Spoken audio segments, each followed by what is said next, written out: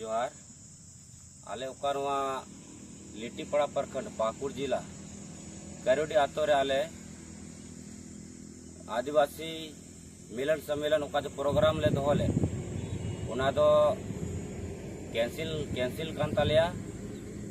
नुआ दो उनाते कैंसिल ना उका दिन तो पाकुड़ जिला रे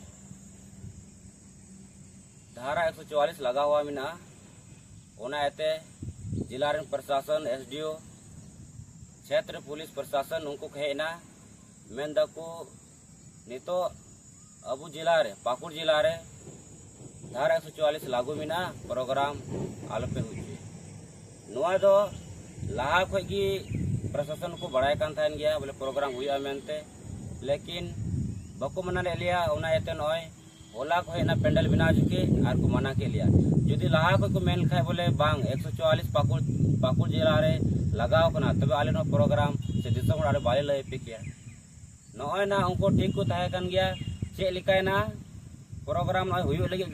ती हुई को बोले मी दिन लाहारी को मेन केदा प्रोग्राम कैंसिल पे तो उनका लिखाते प्रोग्राम कैंसिल ना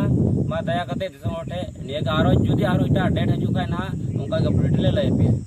जोहार।